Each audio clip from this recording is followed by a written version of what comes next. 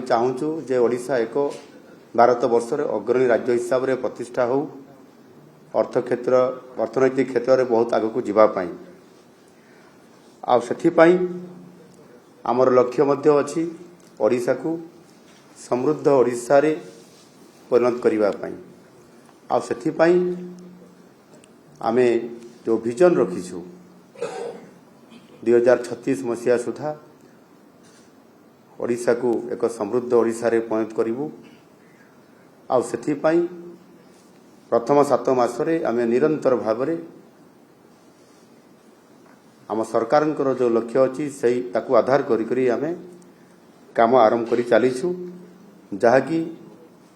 2047 मसीह जहाँ माननीय प्रधानमंत्री आह्वान देइछंती भारत वर्ष को विकसित राष्ट्र परिणत करने आथिपाई ओडिशा एक संभावनार राज्य थिबा कारणरू एवं 2047 मसीह जिते भारत वर्ष विकसित राष्ट्र परिणत हम सेते बेले संभावनार राज्य हिसाब से ओडिशा एक ग्रोथ इंजिन हिसाब से काम करुथुबो से लक्ष्य नहीं निरंतर भाव में काम करवा सेथिपाई विशेष करी भित्तिभूमि को सुदृढ़ करवा एवं ता सहित व्यापक भाव में किभली भाव में आम ओडिशा राज्य रे निवेश हेई पारिबो पुंजी एठी आसीबो एवं जो माने एठी इन्वेस्टर अछंती समाने ओडिशा को आसीबे एवं ओडिशा रे पुंजी निवेश करिवे सेथिपाई निरंतर भाव में आम सरकार ये काम करि चलीछंती विगत दिन रे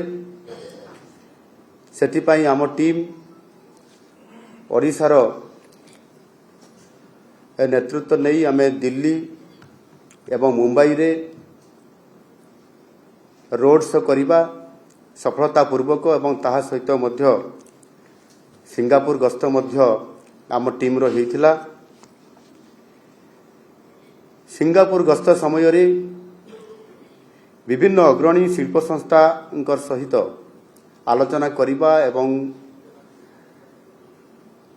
तांकर जोठी शिल्प प्रतिष्ठा करिसंती से अंचल परिदर्शन करिबा एवं शिल्पपति मानकर सहित 1-to-1 कथबार्ता हेबा एवं ताहा सहित मध्य सिंगापुर सरकारंकर विभिन्न विभागर वरिष्ठ मंत्री मानकर सहित भेट हेबा आलोचना करिबा ओडिशा को इन्वेस्टमेंट करिबा पई आकृष्ट करिबा ये समस्त आमर अनुरोध थिला आलोचना थिला एवं परवर्ती पर्याय रे सिंगापुर राष्ट्रपति महोदय को निमंत्रण करी ओडिशा को आसीबा पई स्वतंत्र भाव में मो निमंत्रण मध्य करिथिली एवं आज आम कथा को रक्षा करी सिंगापुर रो राष्ट्रपति महोदय ओडिशा को गतकाली एवं आज 17 और 18 तारीख रे तांकर गस्त रहिला एवं स्वतंत्र भाव में भारत वर्ष को आसीबा एवं ओडिशा राज्य को स्वतंत्र भाव में फोकस करिबा एवं आम निमंत्रण को रक्षा करी 2 दिनिया ओडिशा गस्त निश्चित भाव में आम पई गोटिए बहुत बड़ सम्मानर प्रश्न थिला एवं तांको ये गस्तर प्रभाव निश्चित भाव में सुदूर प्रसारी हेबो राष्ट्रपति उपस्थिति रे आम सरकार सिंगापुर सहित 8टी गुरुत्वपूर्ण एमओयू करिसंती एई 8टी एमओयू द्वारा आमे ओडिशा पई 8टी क्लियर कट आउटकम रो लक्ष्य रखिछु एगुडिक कार्यकारी हेबा परे संपृक्त क्षेत्र गुडिकरे आम राज्य ओडिशा विश्वर अग्रणी देश मानकर सहित मध्य समकक्ष हेई पारिबो ई प्रकारर आमर आत्मविश्वास बढ़ी जाइछि प्रथम एमओयू इडको सह सिंगापुर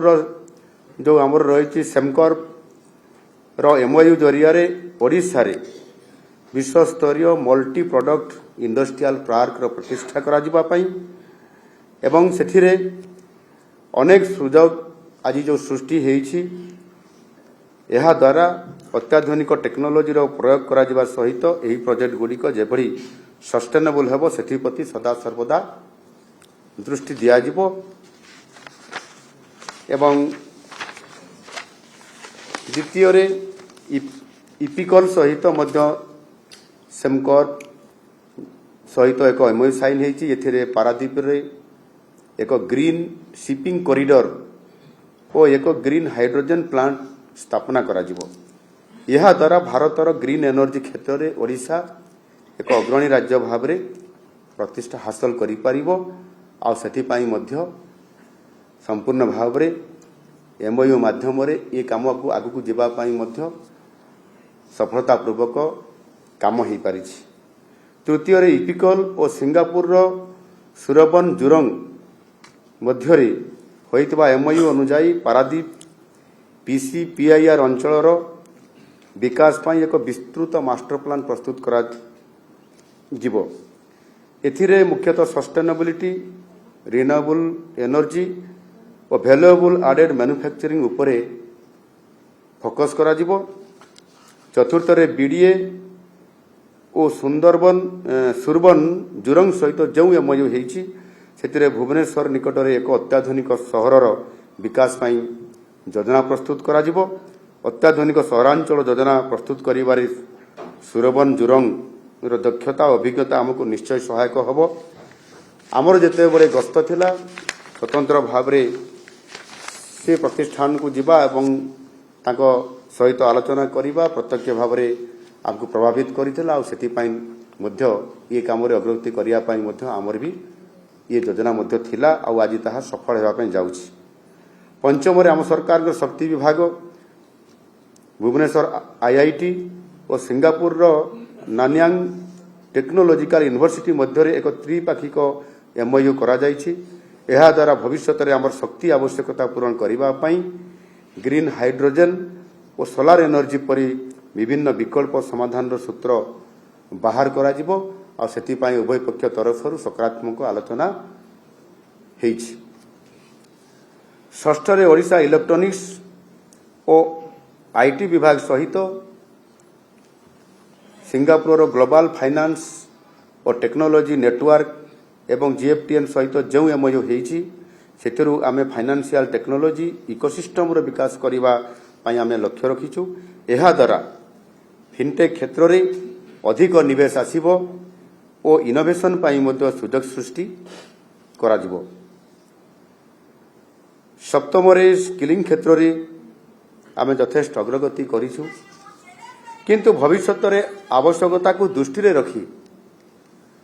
ओडिशा रे एक विश्वस्तरीय स्किल वर्कफोर्स प्रस्तुत करिवार आमर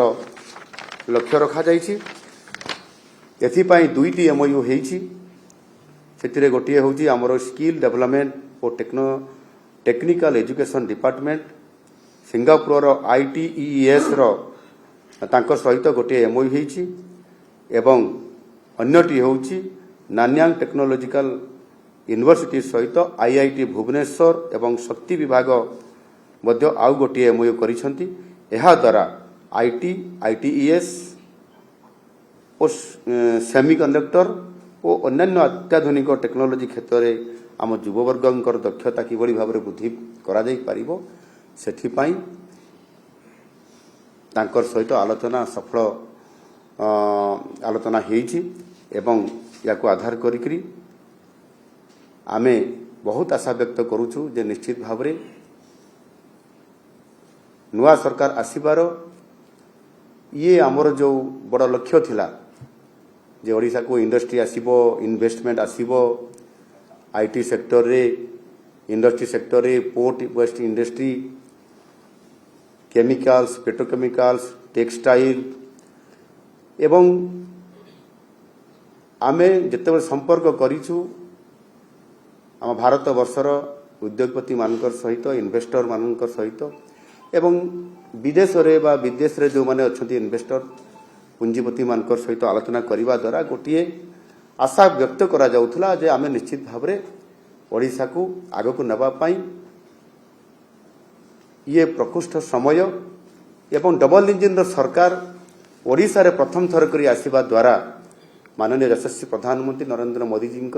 स्वतंत्र भाव में ओडिशा को फोकस करवा डबल इंजिन सरकार आसवा तांकर जो अभिव्यक्ति थिला आ सेही आधार रे आज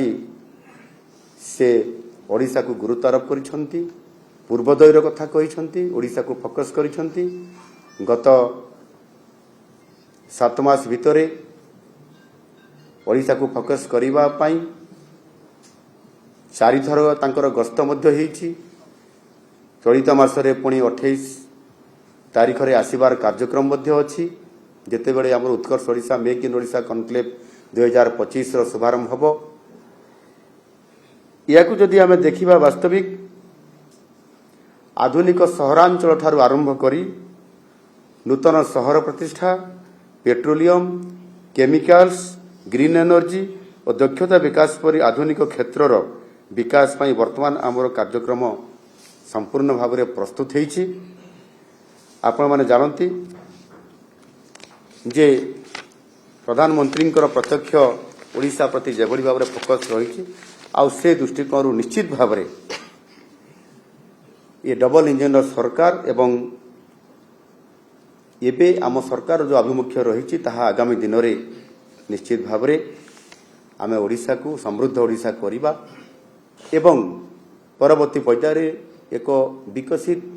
राज्य ओडिशा हब एवं विकसित भारतर मुख्य भूमिका नब ओडिशा एक ग्रोथ इंजिन हिसाब रे जहा माननीय यशस्वी प्रधानमंत्री नरेंद्र मोदी जी तांकर इच्छा अच्छी एवं तांकर जो लक्ष्य अच्छी एवं ओडिशा को जेभली भाव में फोकस करुछंती निश्चित भाव में आगामी दिन में यही विकासमुखी पदक्षेप उपरे एक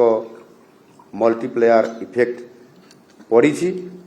जहाँकि सिंगापुर राष्ट्रपति ओडिशा गस्त सबु दृष्टिकोण एवं से निजे 2 दिन रहिबा भितरे एठी ओडिशार संस्कृति ओडिशार ऐतिह्य परंपरा लोक संगीत लोककला चित्रपट एवं भास्कर्य सेथिरे रघुराजपुर को जाई चित्रपट देखिबा एवं एक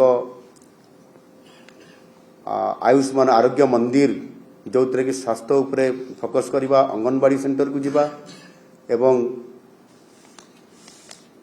आमर विश्व प्रसिद्ध कोणार्क को जीवा एवं अत्यधिक भाव में खुशी व्यक्त करी गतकाली मध्य